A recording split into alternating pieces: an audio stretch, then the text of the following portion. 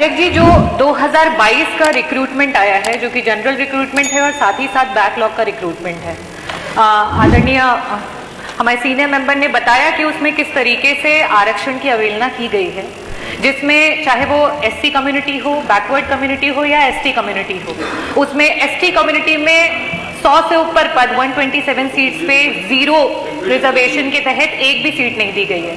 और जहां हम 27% रिजर्वेशन की बात करते हैं, वहां पर तो सीट एक तरीके से 10 से 15 सीट भी नहीं दी गई है। तो अध्यक्ष जी, मेरा ये कहना है कि ये मुद्दा विधान परिषद में भी उठाया गया था और उसके अलावा भारतीय जनता पार्टी के बहुत सारे जो हमारे नेता हैं, केशव प्रसाद मौर्य जी, कौशल किशोर जी, ब्रिजलाल जी, गौरी शंकर वर्मा जी और साथ ही साथ हमारे उप मुख्यमंत्री ब्रजेश पाठक जी ने भी इस मुद्दे पे बोला था कि इसमें एक्शन लिया जाएगा। और आपके कहने के बाद आर्टिकल 13 केजीएमयू के तहत एक कमेटी बनाई गई है जिसमें कि इस पे एक्शन लिया जाएगा। और सर, इसमें जो कमेटी बनाई गई है, ये 3 मेंबर्स की कमेटी है। पहले जो मेंबर है वो सर डीजीएमई के पोस्ट पे हैं, जो कि ऑलरेडी इसके कार्यदायी संस्था के ऑलरेडी मेंबर हैं। दूसरे जो 2 मेंबर्स हैं वो आरएमएल के 2 प्रोफेसर्स हैं, जो कि इनके वाइस चांसलर के अंदर ऑलरेडी इनके अंडर में काम करते हैं।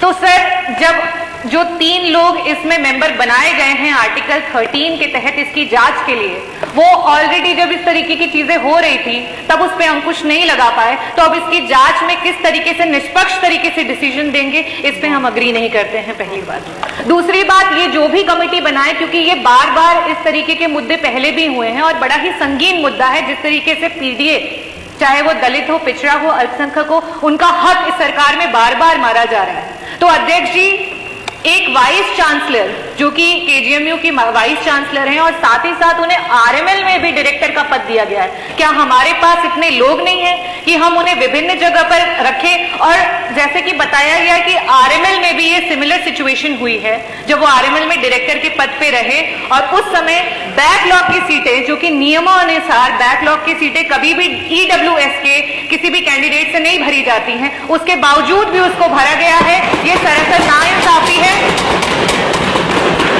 और लास्ट में मैं ये कहना चाहूंगी अध्यक्ष जी कि मौखिक रूप से विधान परिषद में इसके लिए आश्वासन मिला था और आश्वासन मिलने के बावजूद भी रिक्रूटमेंट चलते रहे, इंटरव्यू चलते रहे और कहीं भी इस पे वीसी के द्वारा कोई भी रोक नहीं लगाई गई है। ये अपने में दर्शाता है कि सरकार इसको लेकर के बिल्कुल भी सीरियस नहीं है। अभी भी सर इंटरव्यू चल रहा है। और सर, केजीएमयू की मेंबर बनी हूं तब से लेकर के अभी तक में कोई भी मीटिंग जो है वो नहीं बुलाई जा रही है। ये दर्शा रहा है कि विधायिका कहीं ना कहीं अपने आप में कमजोर होती चली जा रही है।